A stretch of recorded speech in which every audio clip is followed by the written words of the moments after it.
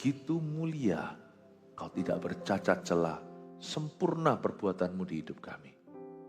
Thank you, terima kasih. Biar hari ini di antara kami jemaatmu kalau ada yang kehilangan damai sejahtera, kau kembalikan Tuhan. Pulihkan sukacita yang telah pudar dan kasih yang sudah luntur. Biar kami sungguh-sungguh ya Tuhan Yesus diajari bagaimana bersekutu dengan Tuhan di pagi, siang, dan malam hari. Kami ingin masuk dalam mazmur-mazmur hati yang membawa kami dekat ke tata Tuhan. Terima kasih Tuhan, sampaikan sabdamu di malam hari ini. Sembunyikan hamba di balik salibmu seperti biasa-biasanya. Di dalam nama Yesus. Haleluya. Amin. God bless you. Berikan tepuk tangan untuk Tuhan Yesus. Glory to God. Sebelum duduk, coba disapa dulu kanan kirinya sekali lagi, katakan welcome home. Puji Tuhan ya. Silakan duduk kembali. Mazmur kita bahas seharian. Kalau Anda ketinggalan, dengarkan sisanya. Tadi pagi, siang, sore saya tanya sama jemaat, mazmur yang mana cocok untuk Anda. Di kebaktian ini Anda tidak punya pilihan. Tinggal satu yang belum dibahas. Jadi kalau Anda ketinggalan, dengarkan yang lainnya. Di kebaktian yang klimaks ini, saya ingin bahas mazmur untuk orang yang susah tidurnya. Sebenarnya sih nggak semua orang susah tidur kalau dalam masalah. Ada dua tipe orang tadi saya singgung di salah satu ibadah. Ada orang kalau stres nggak bisa tidur, tapi ada orang yang ada jenis orang lain kalau stres malah tidur. Nggak tahu Anda tipe yang mana. Ya, kalau ada orang yang ada kepikiran itu langsung tidur, tapi males bangun, nggak mau bangun kalau bisa. Tapi ada orang tertentu, tidak sedikit pula, yang jikalau kepikiran sesuatu, nggak bisa tidur-tidur dia. Kalau itu adalah Anda, maka firman ini untukmu. Sekalipun ini bukan Anda nggak begitu, firman ini bermata dua. Ambillah prinsip besarnya, gimana kita bisa menanggulangi hati kita ketika sedang gundah gulana. Mazmur pasal yang keempat, ayat 1-9 saya baca semua dulu, doa pada malam hari. Ini mazmur untuk orang yang susah tidur. Untuk pemimpin biduan ayat pertama, dengan permainan kecapi, mazmur Daud. Apabila aku berseru, jawablah aku, kata Daud, ya Allah yang membenarkan aku. Di dalam kesesakan kau memberi kelegaan kepadaku, kasihanilah aku dan dengarkanlah doaku. Hai orang-orang, berapa lama lagi kemuliaanku dinodai? Berapa lama lagi kamu mencintai yang sia-sia dan mencari kebohongan? Selah. Ketahuilah bahwa Tuhan telah memilih baginya seorang yang dikasihinya. Tuhan mendengarkan apabila aku berseru kepadanya. Biarlah kamu marah, tetapi jangan berbuat dosa. Berkata-katalah dalam hatimu di tempat tidurmu, tetapi tetaplah diam. Selah. Persembahkanlah korban yang benar, dan percayalah kepada Tuhan. Banyak orang berkata, siapa yang akan memperlihatkan yang baik kepada kita? Biarlah cahaya wajah-Mu menyinari kami ya Tuhan. Engkau telah memberikan sukacita kepadaku, lebih banyak daripada mereka ketika mereka kelimpahan gandum dan anggur. Dengan tentram aku mau membaringkan diri, lalu segera tidur. Tunggu dulu ya, jangan tidur dulu, dengar khotbah dulu. Segera tidur nanti waktu pulang. Saya ulang, dengan tentram aku mau membaringkan diri lalu segera tidur. Sebab hanya Engkaulah ya Tuhan yang membiarkan aku diam dengan aman. Susah tidur itu sekarang jadi penyakit dunia. Dan tidak sedikit di antara kita yang sekali-kali alami. Tapi semakin banyak orang-orang yang gak bisa tidur itu lama sampai ketergantungan dengan obat-obatan. Sebenarnya kuncinya bukan terletak pada obat-obatan itu. Karena kalau berjangka panjang efek sampingnya lebih bahaya. Tanya dokter sendiri, Anda akan tahu. Sebenarnya kalau kita bisa mengerti intisari dari Mazmur pasal 4 ini, kita akan bebas merdeka. Karena firman Tuhan itu memerdekakan. Daud saat itu nggak tahu kenapa, tapi Mazmur-Mazmur ini semua dicatat, digubah, ditulis sebagai lagu atas dasar true story atau sebuah kejadian dalam kehidupan penulisnya.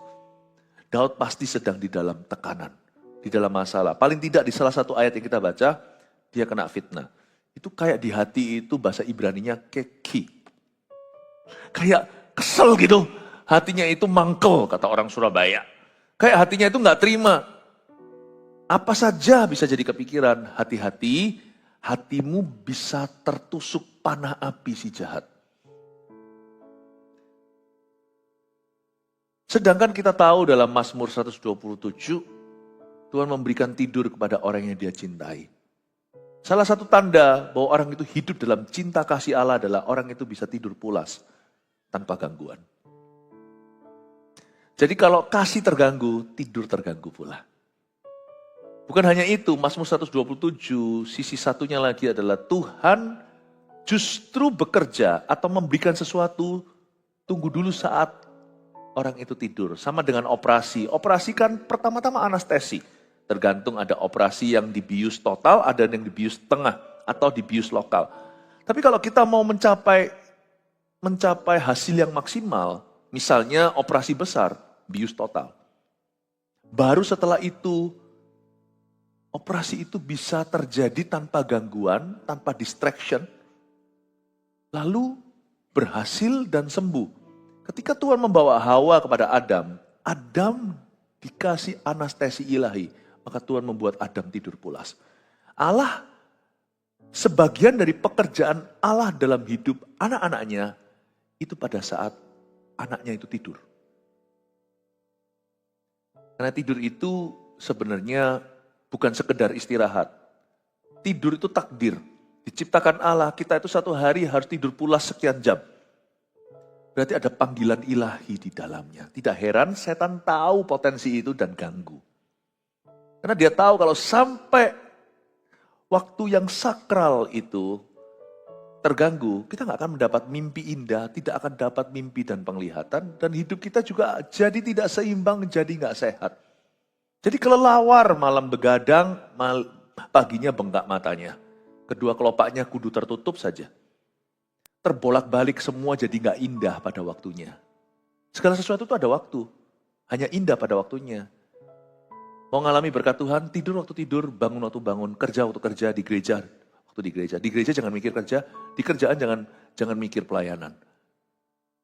Semua indah pada tempatnya.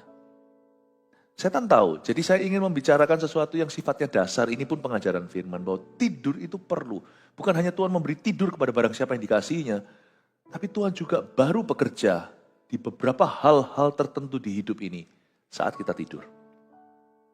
Seorang pemain bola tahu, seorang atlet ya, sekalipun dia latihan setengah mati, malam dia harus istirahat cukup. Karena semua yang dia latih, rekam ulang, tendang satu arah berkali-kali, atau kalau main basket lemparkan ke basketnya itu beribu kali, beratus kali minimal. Itu semua percuma kalau kita kurang tidur. Waktu tidur itulah, itu baru mendarah daging. Apa yang kita latih tadi itu baru meresapi. Sehingga jadi refleks-refleks. Menjadi refleks-refleks yang spontan. Bahkan kadang-kadang seorang atlet, saya pecinta basket soalnya, nggak usah lihat gitu aja, langsung masuk seperti Steph Curry. Itu karena istirahat.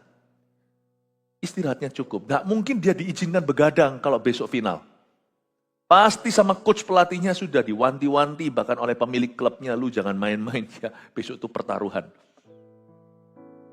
Jadi jangan pernah remehkan. Sebagai seorang pengkhotbah juga sama. Atau seorang yang harus menaruh dalam kata-kata atau tulisan. Biasanya keteledoran terjadi kalau kita kurang tidur, kurang bobok. Pernah ada kecelakaan pesawat di dunia ini adalah karena orang yang menjaganya di menara itu kurang tidur. Pilot juga pernah kan terjadi masalah atau kasus. Kurang tidur, harus menjaga omongan. Lalu besok kan pulasnya waktu justru pegang setir. Jadi harus hati-hati. Ada banyak kecelakaan terjadi dan seorang pembicara juga sama. Ada bagian-bagian otak kita, saya tidak masuk ke ilmu ya, ilmu itu biarkan ilmuwan, saya pendeta. Tapi belajar dari pengalaman lah.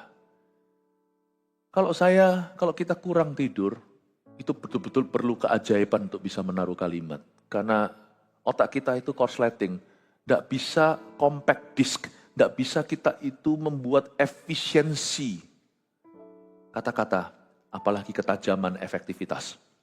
Untuk kita bisa menatanya protein semua, bukan hanya berdoa. After you doa, harus istirahat.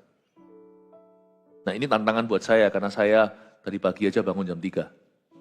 Jam 3 udah seger tadi, udah kirim ke grup-grup, mereka masih tidur mungkin. Ada satu tiba-tiba deng, jam 4 jawab saya. Ya memang kalau kita semua hamba Tuhan weekend gini semua sudah terjaga pagi-pagi. Jujur saya semalam kurang tidur, bukan tidak mempraktekkan firman, bukan.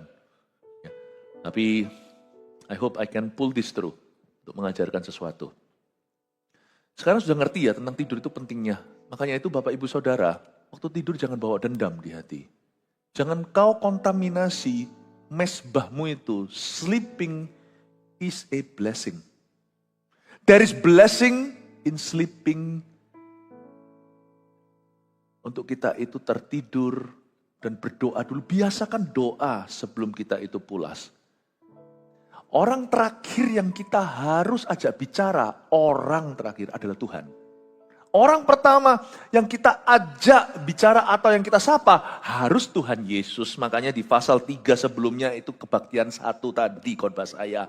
Nyanyian di pagi hari. Saya kasih judul Mazmur untuk orang yang takut menghadapi harinya. Orang pertama kau sapa itu Tuhan, yang terakhir pula Alfa Omega. Jangan lupa.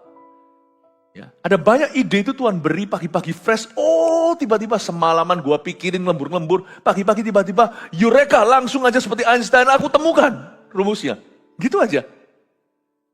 Kadang-kadang kita nggak temukan langsung waktu upon waking up atau waktu kita tersadarkan. Tapi mungkin waktu kita saat teduh pribadi, 1 jam kita sisihkan. Lalu kita sembahyang cari Tuhan sebelum kita mandi-mandi siap ke office dan sebagainya. Atau siap kuliah.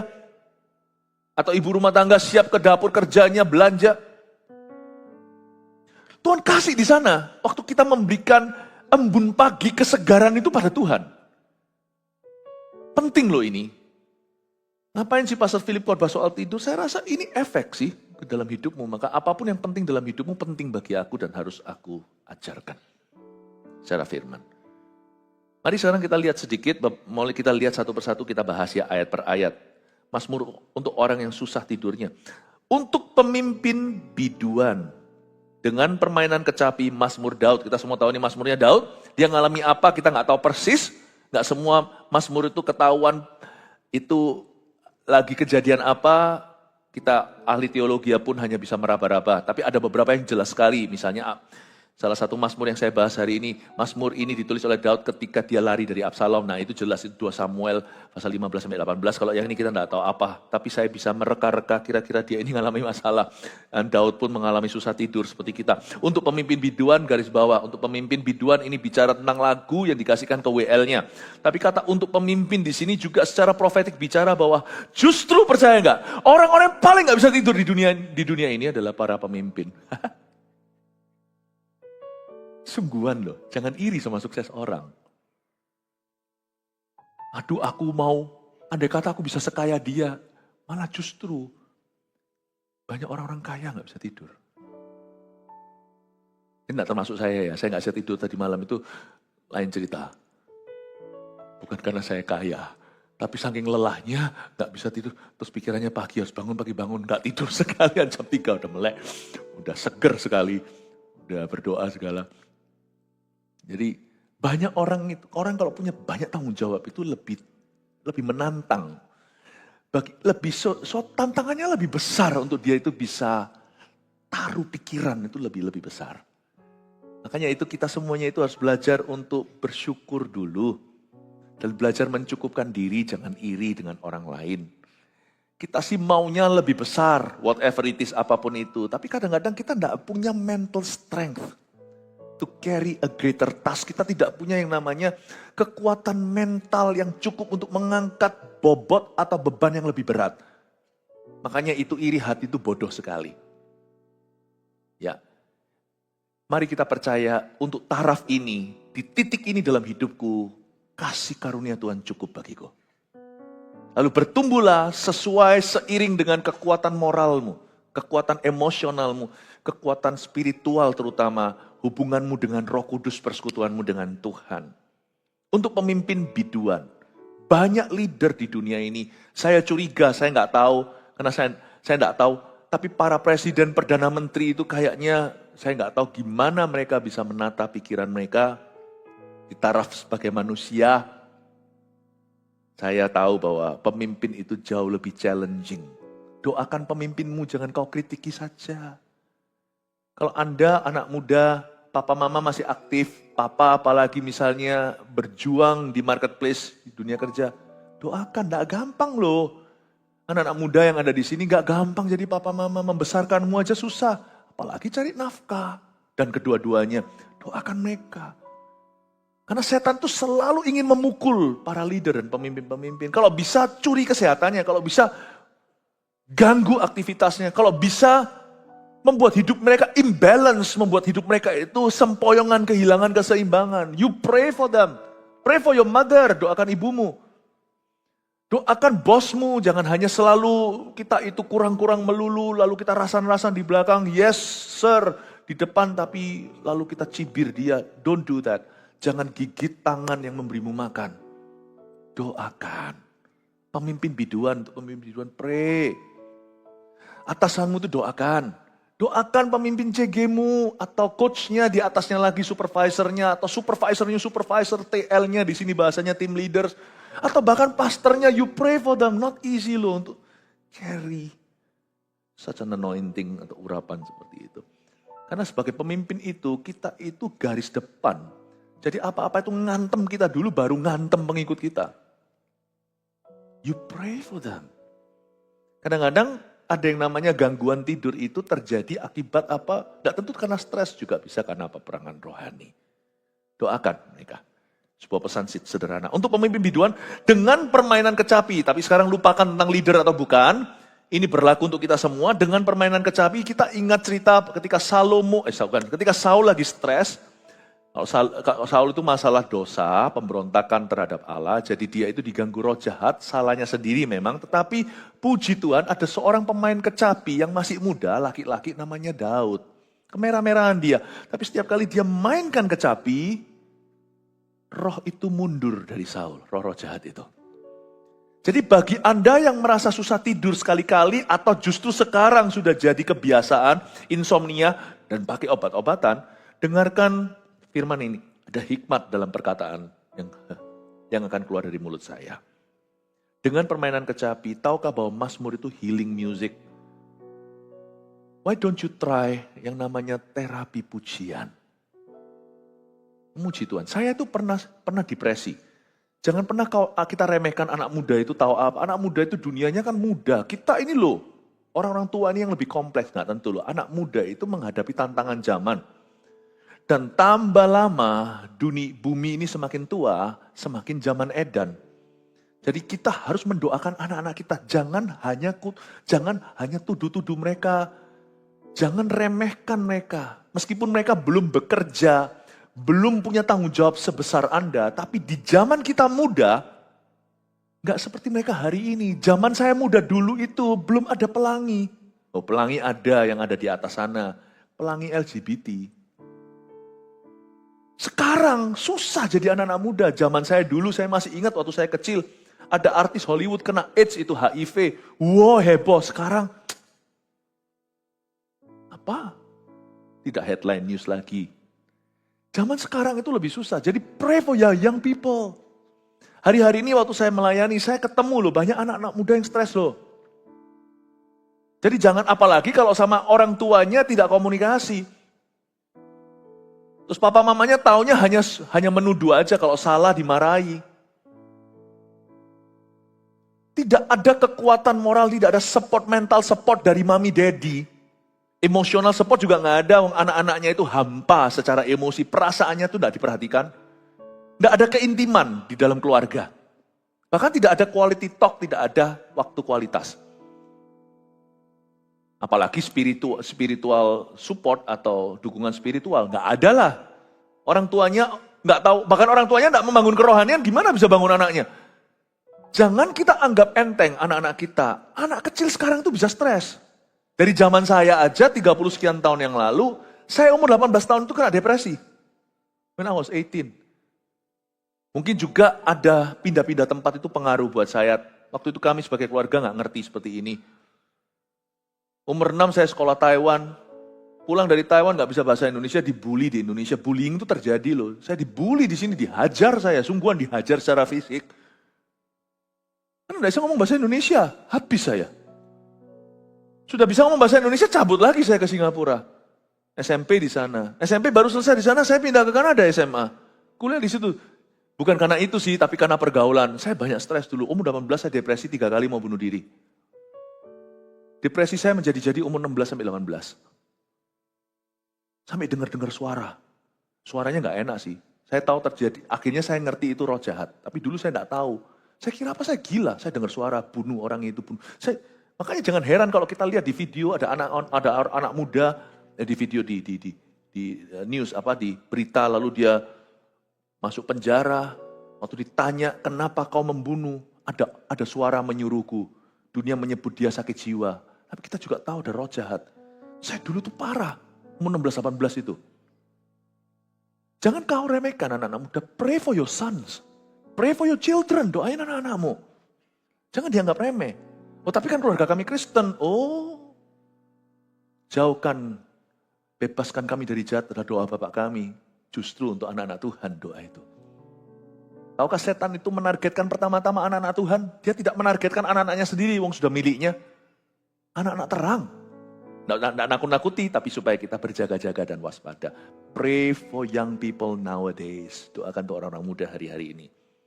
Ternyata saya dalam melayani, saya menemukan bahwa banyak anak muda tidak bisa tidur. Lucu ya, ironis sekali. Gak terdengar di zaman-zaman kita.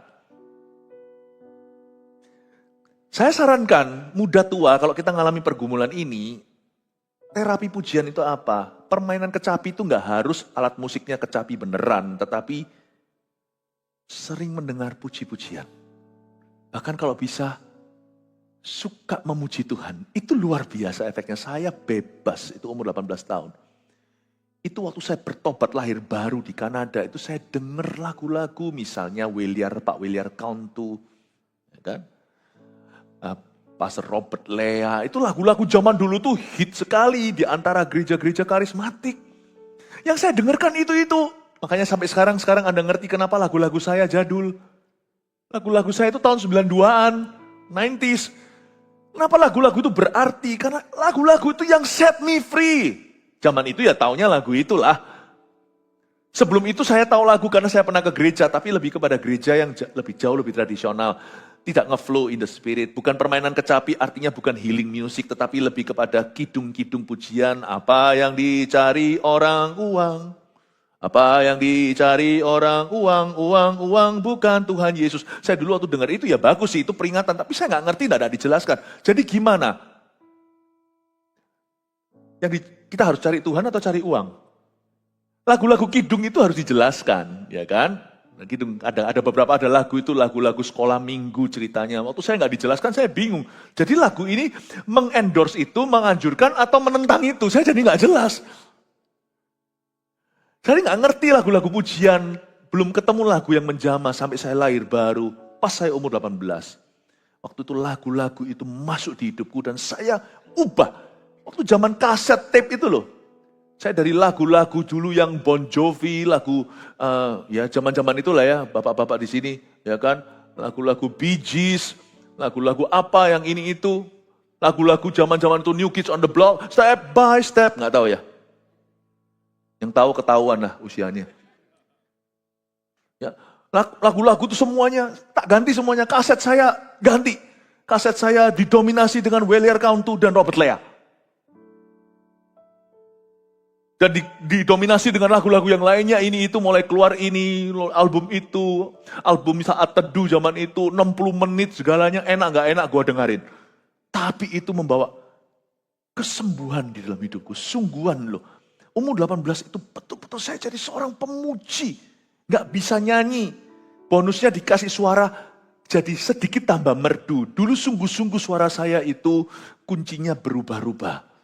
Tapi karena saking sering nyanyinya, saya pelan-pelan bisa gitar. Jadi bukan masalah tentang bisa main musik atau tidak. Tapi loving God's music.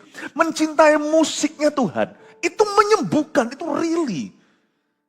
Saya ganti semuanya itu. Michael Jackson dan sebagainya. Dulu kesenangan saya lagunya itu loh, Smooth Criminal. Nggak tahu ya, ya sudah. Lagu-lagunya itu loh, Just Beat It, Just Beat It. Nggak saya gitu dulu, makanya berantem melulu, Just Beat It. Berubah jadi kasih, pasti lemah lembut. Lah gimana gak berubah? Ajarilah kami ini saling mengasihi. I was loving God's music. And it has ever since become my life. Sejak hari itu sudah menjadi bagian dari hidupku sampai hari ini 32 tahun. 32 tahun. Berubah. You wanna be free? Change the music you listen to. Saran ya, Songs from the Rooftop not bad tuh. Hari ini lagi launching Chinese-nya lagi. Kalian belajar bahasa. Ganti permainan kecapi. Loving God's music. Mencintai musiknya Tuhan. Itu menyembuhkan. Depresi itu pergi lari kayak maling ketahuan. Sungguhan dalam hidup saya. Oh, susah banget ternyata tengking-tengking. Bukan itu utamanya. Utamanya adalah hatiku syarat pujian. Itu mengubah loh. Coba deh. Sebelum tidur ya, susah tidur ya. Nyembah Tuhan aja. Ku angkat hatiku. Ku pandang kekudusan-Mu. Saat ku sembah. Ku puji-Mu. Ku rasakan kehadirat-Mu Tuhan. Ku angkat hatiku.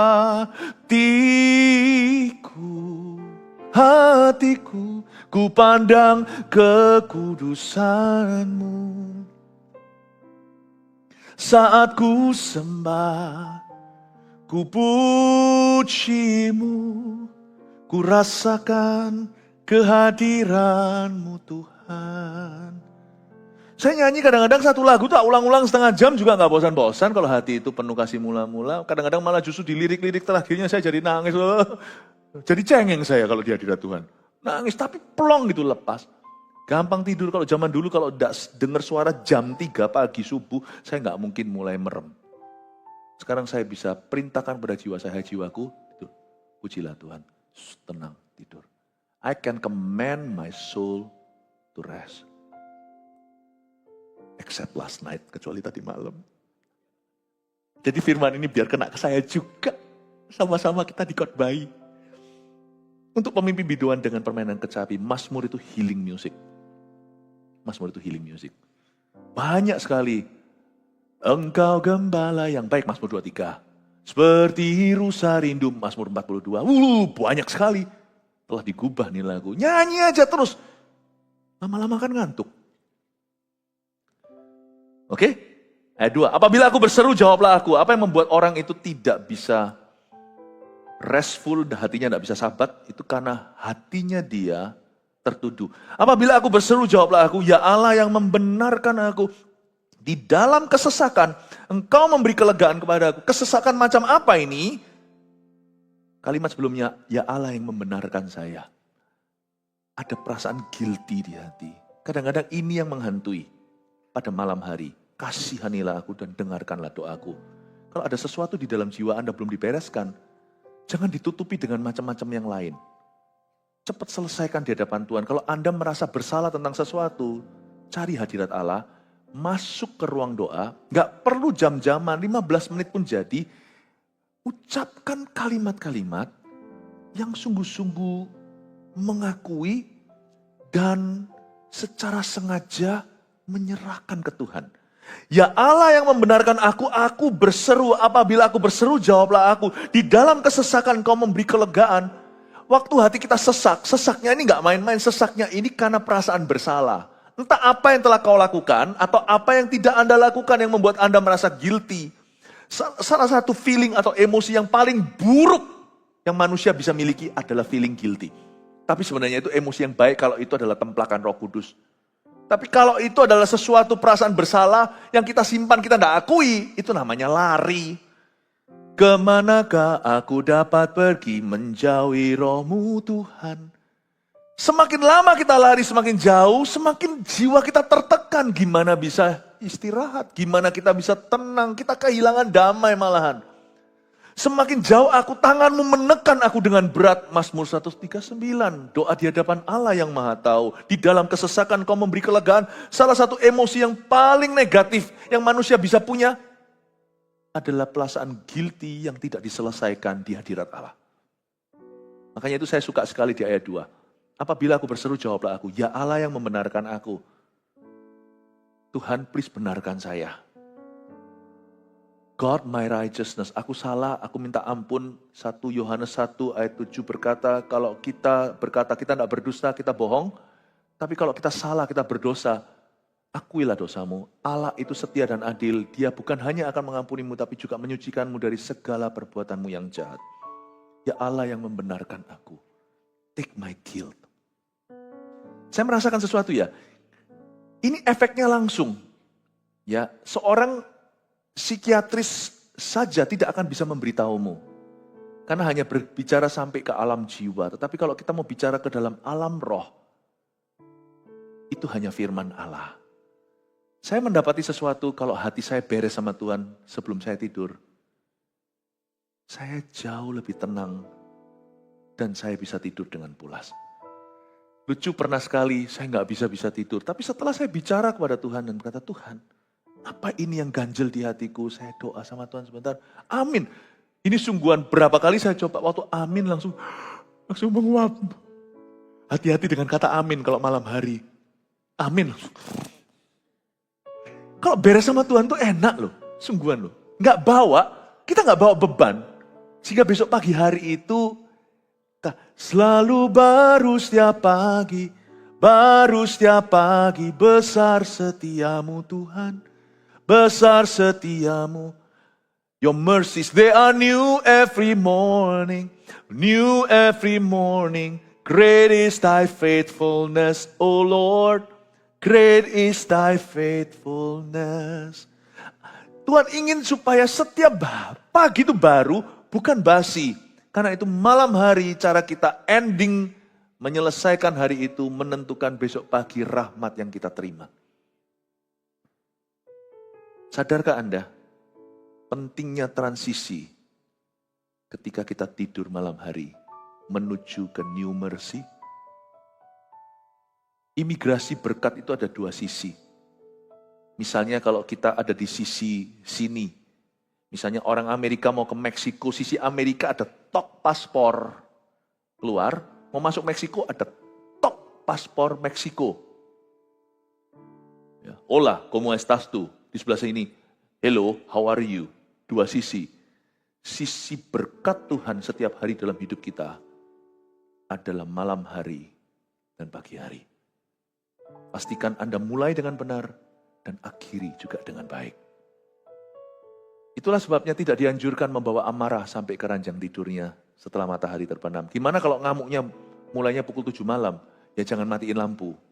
Jangan pura-pura enggak tahu, kura-kura dalam perahu. Langsung tutup aja pintu, matiin lampu. Jangan bawa kepahitan. Karena besok itu nggak akan tertanggulangi lagi. Itu sudah tertumpuk.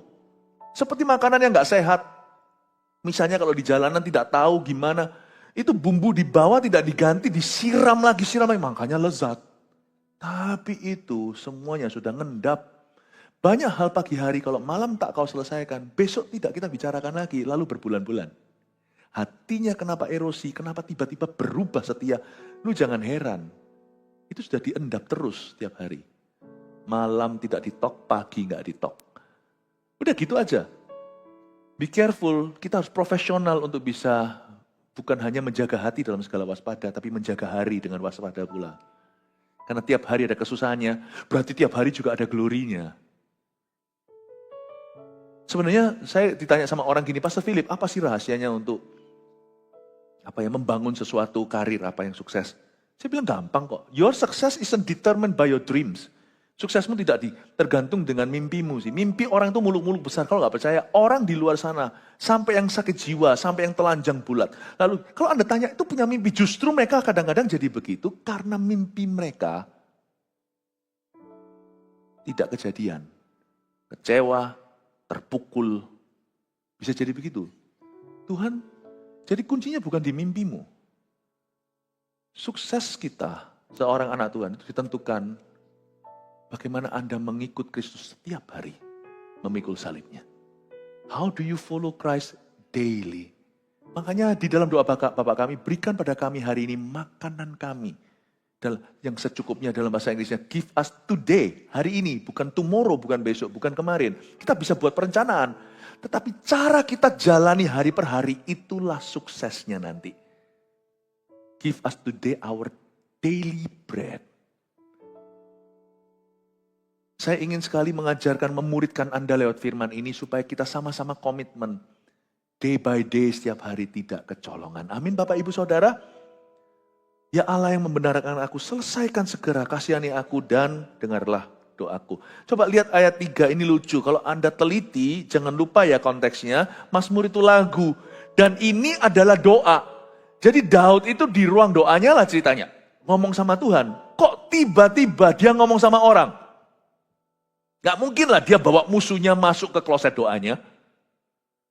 Kok bisa dalam doanya dia berkata ayat 3, hai orang-orang, berapa lama lagi kemuliaanku dinodai? Ngamuk nih.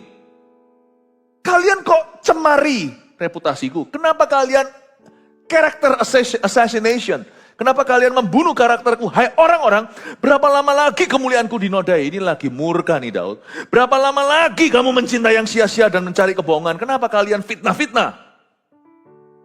Ini lagi ngamuk. Tapi untung berhenti sampai ayat 3 dikasih Sela. Emosi itu jangan lama-lama. Bolehlah kita curahkan hati pada Tuhan. Tetapi jangan berakhir di sana. Hai orang-orang, berapa lama lagi kemuliaanku dinodai? Kok tiba-tiba dalam ruang doanya dia ngomong sama orang? Apakah musuhnya ada di kloset doanya? Coba Anda kalau teliti pikirkan. Tidak. Daud itu curhat. Itu kayak gini loh dalam doa. Tuhan, orang-orang ini loh, kesel aku. Itu kayak gitu loh. Cuman ini jauh lebih nyeni daripada cuman bilang, dasar orang-orang ini. Dasar teman-temanku itu. Punya teman gitu gak perlu musuh. Ini sih itu. Dulu kan aku yang bantu. Kesel aku. Gak terima aku diginiin. Orang itu lupa ya dia dulu siapa. Bukankah aku yang berjasa? Dalam hadirat Tuhan untungnya. Daud gak keluar dari ruang doanya. Marah sama orang itu. Daud masuk ke ruang doanya. Curhat sama Tuhan. Ih orang-orang ini. Tapi jangan diterusin. Nanti stroke. Makanya ada Sela. Sela itu berhenti.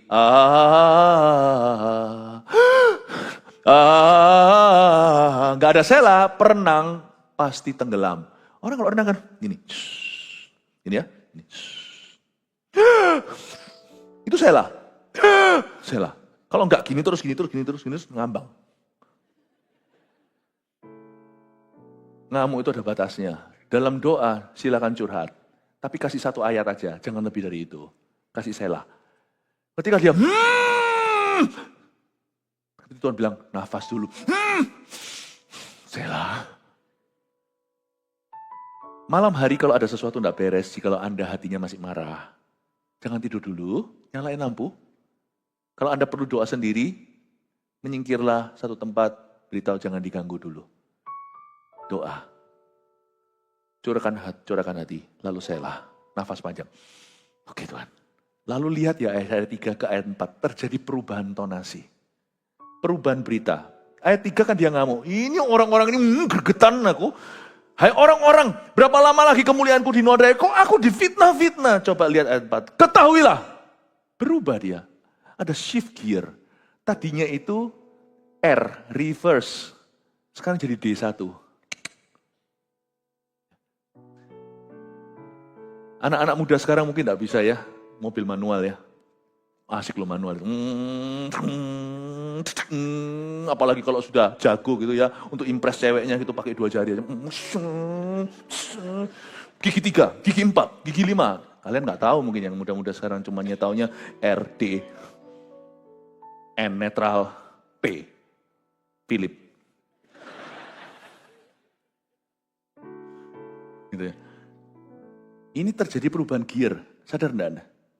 Hai orang-orang, lu orang ini, sampai ke ayat 4 langsung ketahuilah. Oh kok beda ya? Tiba-tiba kok berwibawa. Ketahuilah bahwa Tuhan telah memilih baginya seorang yang dikasihinya. Tuhan mendengarkan apabila aku berseru kepadanya. Dia gak berakhir di marah. Dia appeal naik banding ke Tuhan. Bukan minta pembelaan. Dia minta kasih karunia. Tuhan, aku gak mau terus dalam marahku. Aku sebelum tidur, aku ingin mencium wajahmu. Ya sudah wis. Ya sudah mau apa, orang begitu sama aku. Tapi aku tahu, itulah ketahuilah. Bahwa Tuhan memilih saya bukan untuk membenci sesama. Tuhan memilih saya bukan untuk saya itu terganggu istirahat saya. Tuhan tidak memilih saya untuk jadi orang yang kepahitan. Tuhan tidak pilih saya menjadi orang yang kalah dengan keadaan. Tetapi ketahuilah bahwa Tuhan telah memilih baginya seorang yang dikasihnya. Tuhan mendengarkan apabila aku berseru kepadanya. Ini suara optimisme. Ini positive thinking sekali. Iman itu bukan positive thinking. Iman itu bukan berpikiran positif. Iman itu lebih dari itu. Tapi kalau pikiran positif aja nggak bisa, gimana bisa beriman? Yang pasti iman juga bukan negative thinking. Orang berkata iman itu pikiran positif. Salah. Iman itu oleh pendengaran firman Allah. Tapi firman itu selalu positif, tidak pernah negatif. Kalau dia tegur sesuatu, itu kalau suaranya negatif, itu untuk membawa kita ke arus positif. Kalau kita positif aja nggak bisa, nggak mampu. Mana bisa kita beriman? Ketahuilah bahwa Tuhan telah memilih baginya seorang yang dikasihinya. Inilah yang kurenungkan setiap waktu. Ayat 3 boleh marah, jangan sampai ayat 4. Nyanyian pujian dan pengagungan kepadamu. Tuhan mendengarkan apabila aku berseru kepadanya. Ya kok yakin? Dia percaya. Biarlah manis kau dengar, Tuhan. Manis kau dengar, Tuhan. Dan hatiku bersuka karenamu. Semua yang benar, semua yang mulia, adil, kudus, dan yang manis. Semua yang benar dan layak didengar, pikirkanlah semua itu. Ketahuilah bahwa Tuhan telah memilih baginya seorang yang dikasihinya. Daud gak marah lagi. Tuhan, kalau aku belum bisa mengasihi, ku renungkan kasih-Mu dulu. Aku ini adalah orang yang Kau kasihi. Masa aku itu sama orang perhitungan? Ya sudahlah, kalau aku dicinta sama Tuhan, tidak ada salahnya aku ampuni musuhku.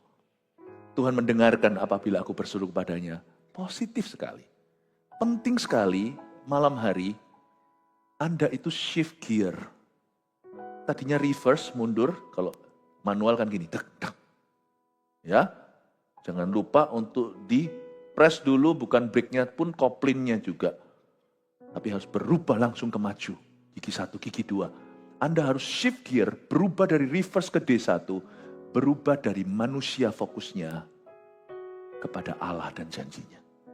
Itu ya, buat langsung sabat itu hati, sungguhan. Itu luar biasa. Shift gear. Ganti gigi. Coba katakan kanan kirinya, ganti gigi. Yang diberitahu gitu tanya, gigiku ada salah apa? Maksudnya ganti gigi kendaraan hati ya. Shift gear. Lalu kita melihat sekarang, biarlah kamu marah, tetapi jangan berbuat dosa ayat 5. Berkata-katalah dalam hatimu di tempat tidurmu, tetapi tetaplah diam. Selah. Ayat 5 itu hanyalah tambahan dalam lagunya Daud untuk merangkumkan bahwa hari ini aku belajar, hatiku kenapa tidak bisa istirahat, kenapa aku susah tidur, ternyata aku masih ada marah sama seseorang. Tapi Tuhan ajari kalau marah boleh, jangan berbuat dosa. Berkata-kata dalam hatimu di tempat tidurmu, selesaikan di situ, tapi tetaplah diam, selah. Sadari ya, sebentar lagi Daud ngantuk. Tapi sebenarnya saya ingin Anda melihat ayat 4 lagi, saya tambahkan satu lagi protein di dalam ayat ini. Ketahuilah bahwa Tuhan telah memilih baginya seorang yang dikasihnya. Tuhan mendengarkan apabila aku berseru kepadanya. Ini yang saya sebut dengan the blessed assurance for Christian prayer. Doa orang Kristen itu punya satu kelebihan karena dipanjatkan dalam nama Kristus Yesus. Doa yang dipanjatkan demikian adalah doa yang pasti sampai ke sorga. Tidak ada seorang pun dapat datang kepada Bapa kecuali melalui aku. Jadi doa orang Kristen itu luar biasa. Bukan agama, tapi karena dipanjatkan dalam satu nama. Itulah sebabnya Daud di sini itu punya fondasi, sekalipun di zaman Perjanjian Lama Yesus belum datang sebagai Yesus anak manusia. Tapi anak Allah itu sudah ada dari sejak dahulu kala selama-lamanya. Dari dulu sekarang sampai selama-lamanya. Jadi dengan inspirasi Roh Kudus Daud berkata, Tuhan pasti dengarkan doaku. Wong aku adalah anaknya, tanda kutip Yesus. Meskipun Daud adalah nenek moyang Tuhan Yesus secara lahiriah. Tapi dia berkata, Tuhan mendengarkan apabila aku berseru kepadanya. Allah Israel mendengarkan aku. Itu kepastian yang sama di Perjanjian Baru. Kita-kita yang berdoa dalam nama Yesus. Saya beritahu ya, kita itu doanya pasti didengar. Jawabannya terserah Tuhan, tetapi pasti didengarkan. Nah sekarang saya tambahkan sedikit, apa yang membuat doa tidak terdengar sekalipun Anda Kristen sekalipun. Ada beberapa hal ini yang menjadi awasan, saya tambahi protein beberapa. Ini bukan informasi tapi transformasi hati supaya Anda hati-hati. Ada beberapa hal yang pastinya Tuhan mendengarkan apabila aku berseru kepadanya. Kadang-kadang seolah-olah Tuhan memang tidak mendengarkan doa itu sekalipun dipanjangkan dalam nama Yesus. Kalau doa itu hanya teori lewat mulut, lip service saja. Apa yang membuat doa tidak terjawab? Because we do not abide in Christ. Karena kita memang doa, tapi kita tidak tinggal di dalam Dia. Yesus berkata di Yohanes 15, tinggallah dalam aku di dalammu, firmanku tinggal di dalammu, kamu dalam firmanku, mintalah apa saja.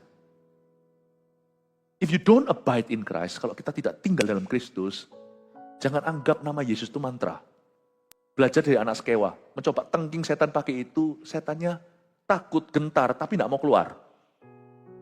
Jadi kuncinya di relationship, bukan di cara berdoa. Makanya itu orang yang berkata, aku tidak mau doa, aku tidak bisa doa. Aku tidak bisa doa karena aku tidak mau doa karena aku tidak fasih lidah. Doa itu tidak ada hubungannya sama fasih lidah. Doa itu hubungan. Salah satunya alasan kenapa kalau kita tidak tinggal dalam kasih, orang yang kepahitan tidak mau mengampuni, doanya akan terhambat. Karena Kristus berkata, tinggallah dalam kasihku. Yohanes 15 itu. Salah satu alasan juga kenapa doa tidak didengarkan adalah unbelief atau ketidakpercayaan. Yesus tidak bisa membuat banyak mujizat di Nazaret karena mereka tidak percaya. Yesus bisa kalau dia mau maksa, tapi Tuhan tidak pernah begitu karena Roh Kudus tidak pernah menyurupi. Roh Kudus itu memenuhi. Kalau dia tidak diundang, kalau kita tidak buka pintu, dia tidak akan masuk ke situ. Jadi salah satu alasan juga kenapa doa tidak didengar sekalipun Kristen adalah unbelief atau ketidakpercayaan. Another thing, salah satu lagi adalah failure to fast atau gagal untuk puasa. Kadang-kadang Tuhan itu akan, tidak selalu ya, kadang-kadang waktu kita doa saja seolah tidak mempan, lalu tiba-tiba Tuhan kasih hikmat. Jenis ini nggak bisa diusir kecuali doa dan puasa. Saya alami itu waktu saya bertobat tahun 92. Saya kan mengalami depresi berat, lalu saya mengalami kelepasan demi kelepasan. Hidup saya dulu kacau lah pokoknya. Tapi akhirnya saya mengalami kelepasan. Waktu saya mengalami kelepasan itu, tiba-tiba ada seorang hamba Tuhan yang diteguhkan 2-3 hamba Tuhan yang lain tidak saling berkenalan. Di waktu kurang lebih bersamaan, tidak ketemuan. Saya diberitahukan saya harus puasa. Maka saya memulai journey saya. Waktu saya memulai pelayanan, saya masuk ke sekolah Alkitab. Karena waktu saya bertobat, itulah saat-saat saya masuk ke seminari atau sekolah teologi. Di saat-saat itu saya puasa, itu sendiri mustahil. Kalau saya pikir-pikir lagi, mana mungkin anak umur 18.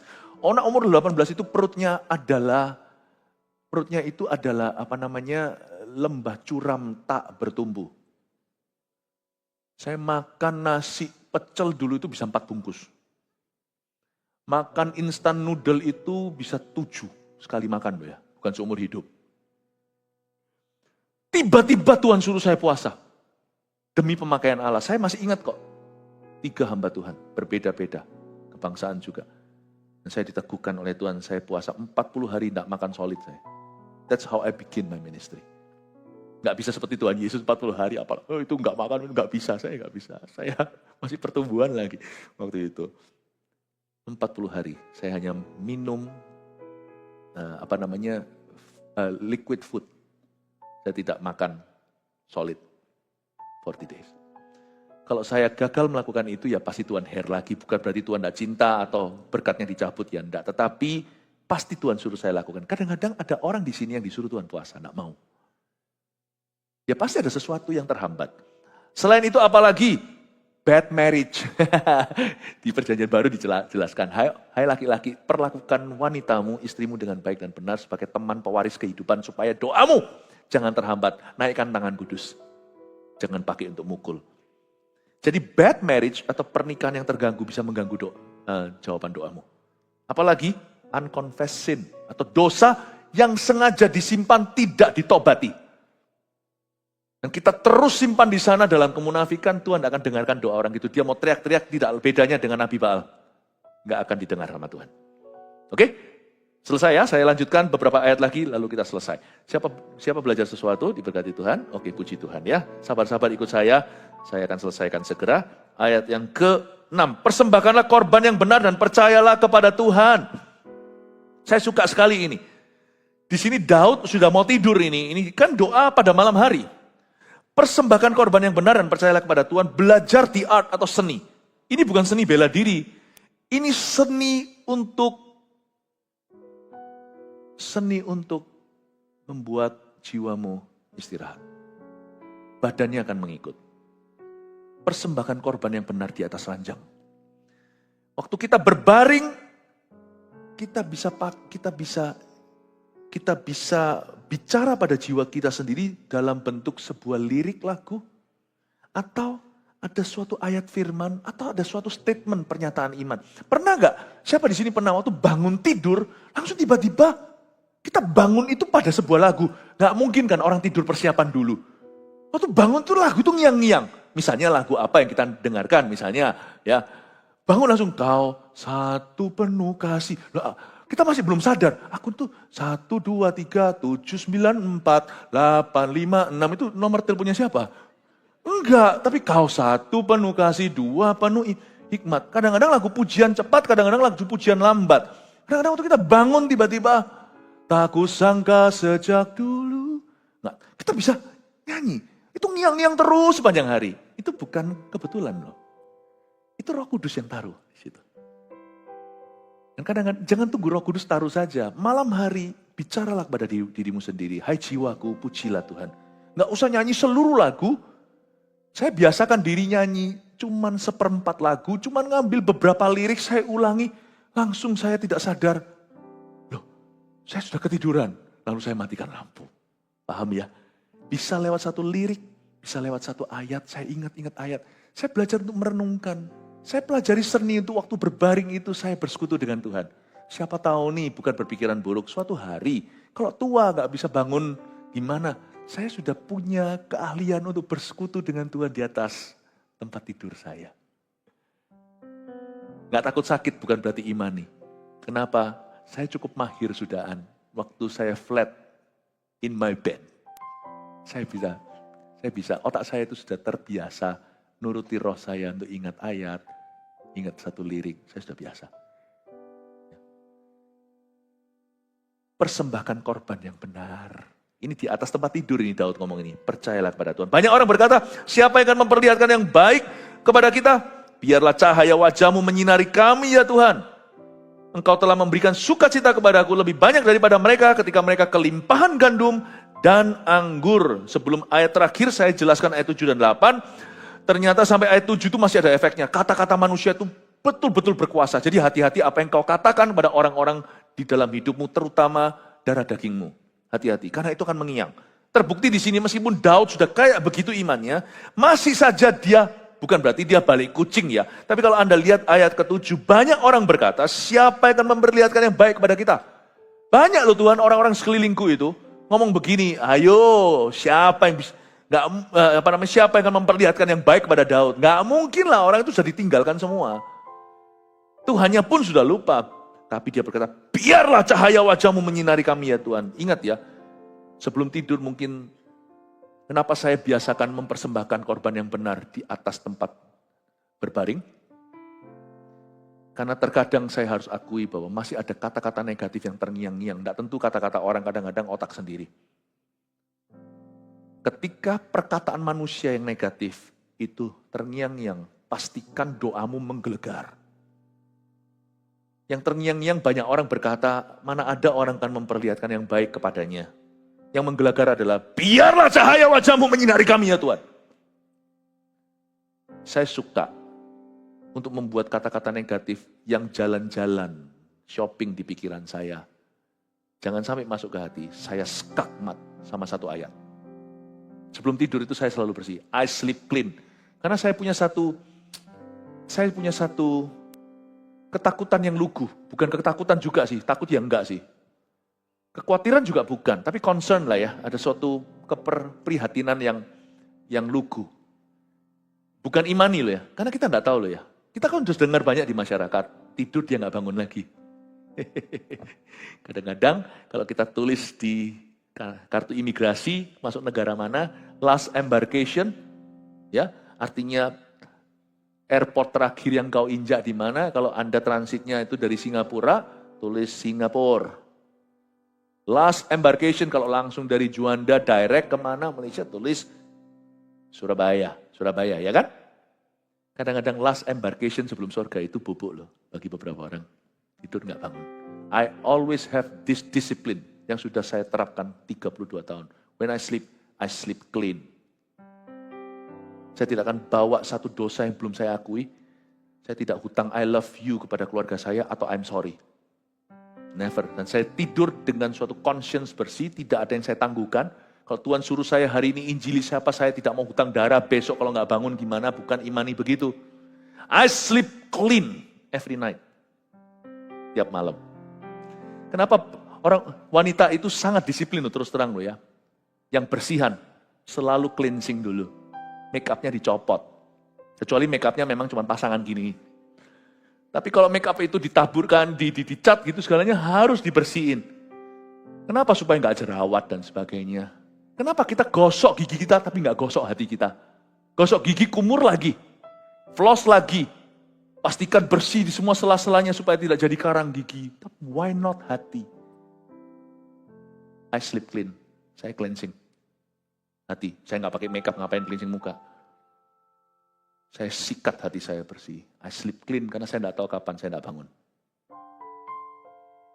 Jangan sampai last embarkation, sampai di sana, lo tidurmu kotor. You don't sleep pretty, you sleep dirty. Saran saya ya, orang-orang yang terlibat pornografi, kalau memang sudah terjadi, jangan tidur ya, jangan berani tidur. Saya nggak nakut-nakuti, berlutut dulu, tobat-tobat, ngantuk pun jaga, doa sampai minta maaf sama Tuhan. So, jangan sampai loh ya, kecapean berbuat dosa. Setelah mati ketemu Tuhan, setelah tidur ketemu Tuhan langsung. Saya nggak nakut-nakuti. You better sleep clean, jangan ada kepahitan.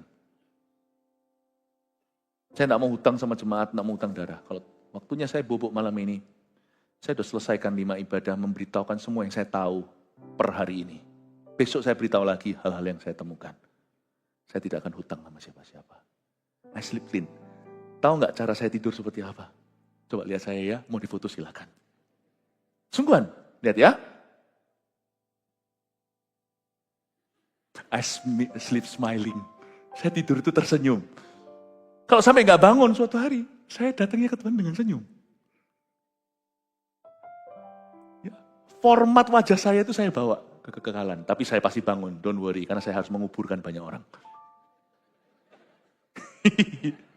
God bless you, I love you. Saya harap Anda bisa mengerti hal-hal ini. Ya, terakhir, dengan tentram aku mau membaringkan diri ayat 9. Ini bagus sekali, lalu segera tidur. Ini Daud sudah mari, sudah selesai dia, bobok sudah. Sebab hanya Engkaulah ya Tuhan yang membiarkan aku diam dengan aman. So beautiful ya. Dengan tentram aku mau membaringkan diri lalu segera tidur. Ada satu film Mr. Bean, satu episode, itu lucu sekali. Mr. Bean kan memang konyol ya. Dia nggak bisa tidur di kamarnya yang kecil itu dengan bonekanya. Lalu dia ambil semacam postcard gitu, lalu dia lihat ada domba kan. Oh bukan postcard, apa itu gambar. Lalu dia ulang, salah ngitung lagi dari awal. Terus dia pakai kalkulator. Oh, ya namanya cuman parodi. Saya sih nggak perlu kita hitung domba. And there I find you in the mystery.